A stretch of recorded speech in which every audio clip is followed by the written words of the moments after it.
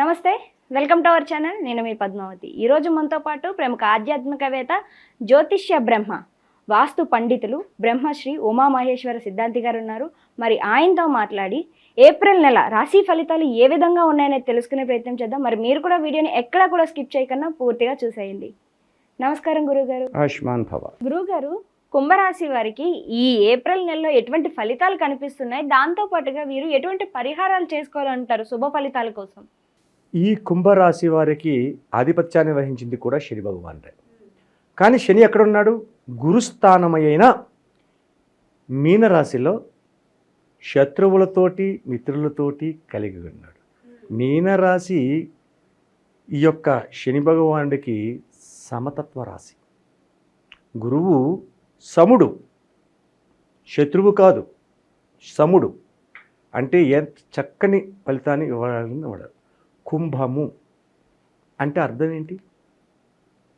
నిండు కుండ, కలశం, నిండు కుండ. ఈ కుంభరాశి వారికి ఏలినాటి శని ప్రభావం కలిగి ఉన్నారు. ఇప్పుడు కూడా ఏలినాటి శని ప్రభావం, నిండు కుండ. కానీ నిండు కుండల్లా పోయేమైంది? అరకొండ అయ్యింది. సగం వరకు నీళ్ళు ఉన్నాయి. సగం నీళ్ళు ఉన్న కుండని నెత్తిని పెట్టి నడిస్తే ఏమవుతుంది? తొణికిపోతుంది, ఒలిగిపోతాయి నీళ్ళు. ఒలిగిపోతే ఎక్కడ పడుతున్నాయి? నేల మీద పడదు, ముందు తన మీదే పడతాయి. తాను తడిచిపోతాడు. తడిచిపోతే జరిగే పరిణామం ఏంటి? ఏదైనా జరగచ్చు. జారిపడచ్చు, ఇబ్బందికరమైన స్థితిగా అనుభవించవచ్చు, చూసేవాడికి అభ్యంతరకరమైన పరిస్థితి కలగచ్చు. ఇటువంటి స్థితిగతులన్నీ కూడా కుంభరాశి వారికి ఉన్నాయి. ఈ కుంభరాశిలో జన్మించిన వారు ఎవరైతే ఉన్నారో ఈ ఏప్రిల్లో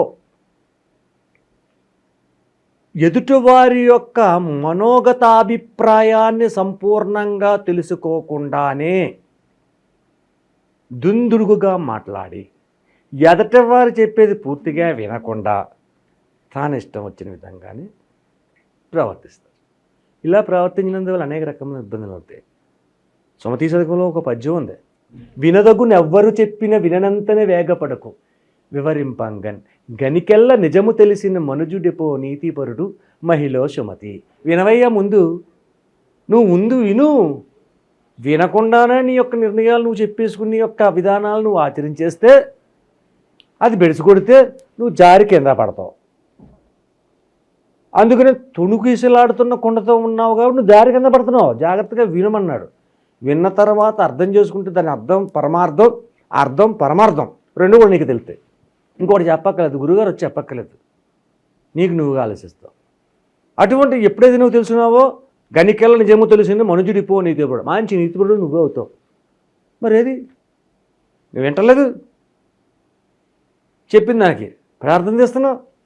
ఇటువంటి స్థితిగతులతో ఉంటే ఉద్యోగ రంగంలో ఉన్న వారికి చాలా ఇబ్బందికరమైన స్థితిని పొందుతున్నారు.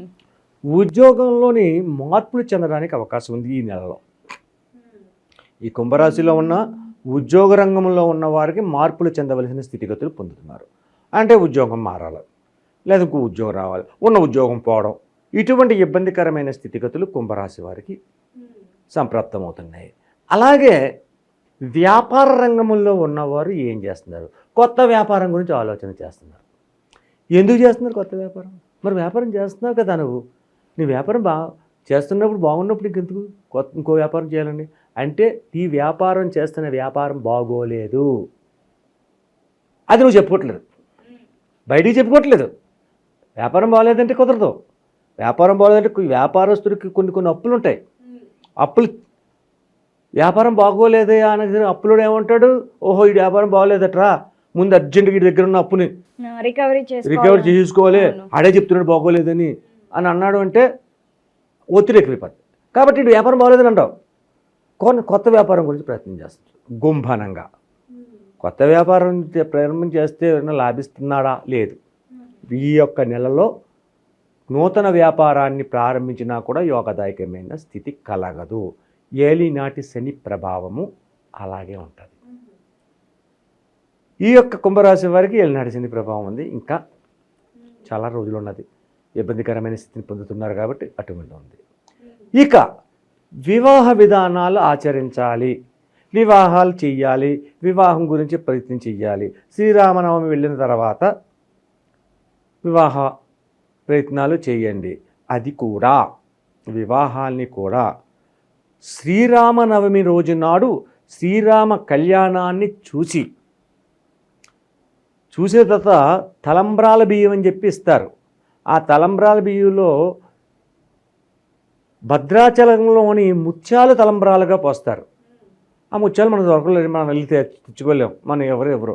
కానీ ఏదో రకంగా ఎవరినో ఒకరిని ఆశ్రయించి అక్కడి నుంచి 2-3 ముత్యములు తీసుకొచ్చి తలంబ్రాలు బియ్యంతో పాటు అయోధ్యలో ఉన్న రామ పట్టాభిషేకం జరిగే కళ్యాణం చేస్తారు. అక్కడి నుంచి కానీ లేకపోతే భద్రాచలంలో కానీ ఒంటిమిట్ట రామాలయంలో ఉన్న శ్రీరామచంద్రమూర్తి ఆలయం దగ్గర నుంచి కానీ ఈ ముత్యాలని బియ్యంని కొంచెం తీసుకొచ్చి వారిని ఒక పీట మీద, ఈ వివాహం కాని వారిని పీట మీద కూర్చోబెట్టాలి. ఆ పీట వేసిన తర్వాత ఆ పీట మీద ఒక వస్త్రం, తెల్లటి వస్త్రాన్ని కప్పి దాని మీద కూర్చోబెట్టి శ్రీరామచంద్రుని యొక్క నామములు జపిస్తూ ఈ యొక్క పెద్దలు ఎవరైతే ఉన్నారో తల్లిదండ్రులు లేకపోతే బామ్మ తాతలు ఇటువంటి ముదుసలి వారు ఇటువంటి వారు వచ్చి వారు కూడా ముత్తైదువులై ఉండాలి. అంతేగాని ముత్తైదువు కాకుండా ఉన్న గంగా భగీరథి సమానురాలైనటువంటి వారిని కాదు, వాళ్ళ చేత దీవించిన చేసి ఆ అక్షతలు ముత్యములు ఆమె శిరస్సును ఉంచి కళ్యాణమస్తు శీఘ్రమేవ కళ్యాణ ప్రాప్తిరస్తు అనే భావనతో చేస్తే ఈ యొక్క దోషము తొలగి రామచంద్రుని యొక్క అనుగ్రహ కటాక్షముల వలన వివాహాలు త్వరితగమనాన్ని జరుగుతాయి. ఇటువంటి విధంగా ఉంది. కాబట్టి కుంభరాశి వారు ప్రతి విషయమందు కూడా ఆచితూచి మాట్లాడండి, ప్రతి వారితో కూడా నమ్రతగా ఉండండి, ప్రతి విషయాన్ని కూడా ఆలోచించి మాట్లాడండి, తొందరపాటుతనాన్ని విడనాడండి. అన్ని రకములైన శుభ సంతోషాలు పొందడానికి అవకాశం ఉంటుంది. సరే, ఈ కుంభరాశి వారు ఈ యొక్క వారంలోని ఈ యొక్క నెలలోని ఏ విధమైనటువంటి పూజాధికాలు చేసుకుంటే శుభదాయకమైన ఫలితములు కలిగి కోపతాపములు నశించి సకృచ్ఛమైనటువంటి ఆలోచనలు కలిగి విధి విధానాలను సక్రమంగా నడుపుకోవాలి అనుకుంటే చేయవలసినది ఏంటంటే శివతత్వ విధానాన్ని అవలంబించాలి. వీళ్ళు కూడా శివతత్వ విధానాన్ని అవలంబించి కాశీ క్షేత్రం నుంచి వచ్చిన శివాలయాలు ఉంటాయి మనకి. అంటే కాశీ క్షేత్రం నుంచి వచ్చిన శివాలయం ఉంది అంటే శివాలయం గర్భగుడిలోకి మనం వెళ్ళొచ్చు. మామూలుగా ఉన్న శివలింగాలు అయితే గర్భగుడిలోకి ఆహ్వానం ఉండదు, మనకి గర్భగుడి బయటే ఉంటాం, పంతులు గారు మాత్రం వెళ్తారు. కాశీ క్షేత్రం నుంచి వచ్చిన శివాలయంలోకి అయితే గర్భగుడిలోకి ప్రవేశించవచ్చు ప్రతి వాళ్ళు కూడా. మనంతరం మనం లోపలికి వెళ్ళి మనం అభిషేకం చేయొచ్చు, పంతులు గారు మంత్రాలు చదువుతుంటాడు, అభిషేకం చేయొచ్చు.